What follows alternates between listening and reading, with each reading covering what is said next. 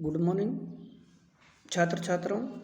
आज इस वीडियो में हम चर्चा करेंगे मौर्य साम्राज्य के संस्थापक चंद्रगुप्त मौर्य के प्रारंभिक जीवन के बारे में, जिसने एक साधारण स्थिति से एक विशाल साम्राज्य की स्थापना की और एक चक्रवर्ती सम्राट के आदर्श को प्राप्त किया और भारत को राजनीतिक एकता के सूत्र में स्थापित किया।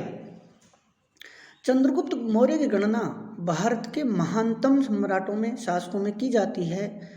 R.K. मुखर्जी कहते हैं कि चंद्रगुप्त मौर्य की महानता कई बातों से अद्वितीय है।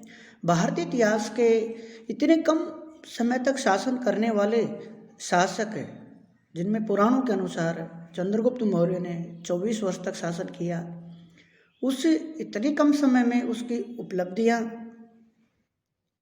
सराहनीय हैं, अद्वितीय हैं। हम प्रारंभिक जीवन के बारे में बात करते हैं, चंद्रगुप्त मौर्य के प्रारंभिक जीवन के बारे में। तो उसके प्रारंभिक जीवन के बारे में हमें बहुत कम जानकारी प्राप्त होती है और कोई विशेष जानकारी प्राप्त नहीं होती। यूनानी लेखकों के जो विवरण हैं उनमें भी उसके विभिन्न नाम हमें प्राप्त होते हैं। स्ट्रैबो, एरियन और जस्टिन जैसे इतिहासकार चंद्रगुप्त मौर्य के लिए सेंड्रोकोटस शब्द का इस्तेमाल करते हैं, यानी स्ट्रैबो, जस्टिन और एरियन, स्ट्रैबो और जस्टिन, ये तीनों विद्वान चंद्रगुप्त मौर्य का उल्लेख चंद्रगुप्त मौर्य के नाम से नहीं करते, बल्कि उसका नाम सेंड्रोकोटस नाम से करते हैं। एपियन और प्लूटार्क चंद्रगुप्त मौर्य के लिए एंड्रोकोटस शब्द का इस्तेमाल करते हैं और फिलार्कस ने चंद्रगुप्त मौर्य के लिए सेंड्रोकोप्टस शब्द का इस्तेमाल किया है। इन सभी नामों का एंड्रोकोटस, सेंड्रोकोप्टस, इन सब का संबंध चंद्रगुप्त मौर्य के साथ स्थापित करने का एक महत्वपूर्ण और सराहनीय कार्य किया सर विलियम जोन्स, जिन्होंने 1793 ईस्वी में इन तीनों नामों का संबंध चंद्रगुप्त मौर्य के साथ स्थापित किया और यह भारतीय इतिहास की एक बहुत बड़ी खोज थी, उपलब्धि थी। पुराणों और मुद्रा राक्षस जो ग्रंथ है, विशाखदत्त का मुद्रा राक्षस, और पुराणों के अनुसार मौर्य शूद्र था, यानी पुराण और विशाखदत्त का मुद्रा राक्षस और अन्य प्रमाणों के आधार पर कुछ विद्वान ये कहते हैं कि चंद्रगुप्त और उनका वंश शूद्र था, लेकिन बौद्ध साहित्य में मौर्यों को क्षत्रिय बताया गया है। R.K. मुखर्जी, हेमचंद्र राय चौधरी आदि विद्वान भी मौर्यों को पिपलीवन अर्थात कुशीनगर के पश्चिम में देवरिया जिला उत्तर प्रदेश में वहां के मयूर जाति से संबंधित क्षत्रियों का वंशज मानते हैं, यानी क्षत्रिय जाति से संबंधित मानते हैं। इसके अलावा बुद्ध घोष ने लिखा कि मौर्यों का यह राज्य नाम इसलिए पड़ा क्योंकि उनके राज्य में मयूर यानी मोर जो थे वो बहुतायत में थे और मौर्य जाति से संबंध होने के कारण ही चंद्रगुप्त मौर्य और उसके उत्तराधिकारी मौर्य वंश के नाम से विख्यात हुए। चंद्रगुप्त मौर्य की जीवनी के संबंध में बहुत सी कथाएं और अनुश्रुतियां हमें प्राप्त होती हैं जो संदिग्ध हैं। इतिहास में कहीं पर भी उसके जन्म का उल्लेख नहीं मिलता कि उसका जन्म कब हुआ। यूनानी जो लेखक हैं उनके विवरणों से हमें जानकारी मिलती है कि चंद्रगुप्त मौर्य 326-25 ईसा पूर्व में यूनानी शासक सिकंदर से मिला था, यानी उनकी भेंट की जानकारी देते हैं। इसके आधार पर कुछ विद्वान ये निष्कर्ष निकालते हैं कि शायद चंद्रगुप्त मौर्य का जन्म 350 ईसा पूर्व के आसपास हुआ होगा। बौद्ध ग्रंथों के में जो उल्लेख मिलते हैं उनसे ज्ञात होता है कि उनके पिता, चंद्रगुप्त मौर्य के पिता मौर्य जो शाखा थी क्षत्रियों की, उसके प्रधान थे, उसके राजा थे, लेकिन किसी सीमांत युद्ध में चंद्रगुप्त मौर्य के पिता लड़ते हुए मारे गए और जो चंद्रगुप्त की माँ थी वो अपने भाइयों के साथ अपने जान प्राणों की रक्षा के लिए पाटलिपुत्र की तरफ भागकर आ गई और वहां पर उसने चंद्रगुप्त मौर्य को जन्म दिया। लेकिन लोकलाज और चंद्रगुप्त मौर्य के जीवन की रक्षा प्राणों की रक्षा के लिए उसने अपने पुत्र को एक गौशाला के समीप छोड़ दिया, रख दिया।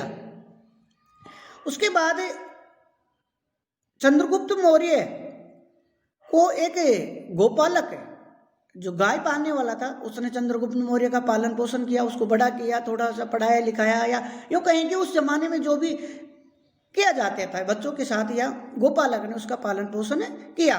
कुछ समय बाद उस गोपालक ने चंद्रगुप्त को एक शिकारी को भेज दिया और शिकारी ने उसे अपने गांव में अपने जानवरों पशुओं को पालने चराने के लिए काम में लगा दिया। जहाँ पर आप देखते हैं कि जो बालक होते हैं, जो गांव में बच्चे पशु चराते हैं, जानवर चराते हैं, वहाँ पर वो चंद्रगुप्त मौर्य भी बच्चों के साथ पशु चराया करता था और उसने अपना स्वयं का एक खेल स्थापित किया, आविष्कारित किया। विद्वानों का मानना है कि राजकिलम नामक जो खेल था, राजकीय खेल, वो खेला करता था बच्चों के साथ मिलकर, जिसमें चंद्रगुप्त मौर्य स्वयं राजा बनता था और अन्य बच्चे उसके सभासद यानी दरबारी बनते थे, जिसमें चंद्रगुप्त मौर्य राजा बनकर न्यायिक कार्य करता था खेल के अंतर्गत। आर के मुखर्जी का मानना है कि राजकिलम खेल का आविष्कार करना, राजकीय खेल का आविष्कार करना और यही उसके जन्मजात नेता होने का प्रमाण है कि वो जन्मजात नेता था, नेतृत्व करता था। चाणक्य ने इस खेल की राज्यसभा में बालक चंद्रगुप्त को मौर्य को देखा था। अब हम बात करते हैं कौटिल्य की। चंद्रगुप्त मौर्य और कौटिल्य के बारे में आप जानते हैं कि दोनों ने मिलकर नंद वंश का विनाश किया और एक नए राजवंश की स्थापना की, मौर्य साम्राज्य, मौर्य वंश। तो जो चाणक्य है, चाणक्य की हम बात करते हैं, वो तक्षशिला का एक ब्राह्मण था। तक्षशिला विश्वविद्यालय में अध्ययन कराता था, ब्राह्मण था, लेकिन अपनी टेढ़ी मेढ़ी और कुरूप सामान्य आकृति थी उसकी, यानी सुंदर नहीं था। तो कौटिल्य ने जब वो एक बार नंद वंश के राजा धननंद के दरबार में गया तो धननंद ने सबसे आगे उस कुरूप ब्राह्मण को देखकर वो क्रोधित हुआ और वो नाराज हो गया और उसने चाणक्य का, कौटिल्य का अपमान कर दिया। और कहते हैं कि कौटिल्य ने अपने अपमान का बदला लेने के लिए नंद वंश के विनाश की कसम खाई थी, प्रतिज्ञा ली थी। और चंद्रगुप्त मौर्य, या आप जानते हैं मैंने उसके बारे में बताया, प्रारंभिक जीवन के बारे में, राजकिलम खेल के बारे में। तो कौटिल्य ऐसे अवसर की तलाश में था, उसके जो इस काम में, उद्देश्य में, उसकी इस प्रतिज्ञा में जो सफल हो, सहायक सिद्ध हो। तो चंद्रगुप्त मौर्य वहाँ से गुजर रहा था और उसने चंद्रगुप्त मौर्य को राजकिलम खेल खेलते हुए देखा और उसकी प्रतिभा, उसकी योग्यता से वो अत्यधिक प्रभावित हुआ और उसको लगा कि ये बालक मेरे प्रतिज्ञा में, मेरे उद्देश्य में सहायक सिद्ध होगा और मैं नंदों का विनाश कर सकूंगा। इसलिए कौटिल्य ने उस शिकारी को 1000 कारसपण मुद्रा देकर चंद्रगुप्त बालक को खरीद लिया और अपने साथ तक्षशिला ले गया और वहाँ पर उसने उस बालक को समस्त प्रकार की राजकीय शिक्षा दी, शासन, युद्ध नीति, युद्ध लड़ने की नीति, प्रशासन की, यानी एक तरह से उसको एक राजकीय शासन चलाने के लिए सभी प्रकार की यथोचित शिक्षाएं प्रदान की। इस प्रकार दोनों ने मिलकर मौर्य साम्राज्य की स्थापना में महत्वपूर्ण भूमिका निभाई। धन्यवाद।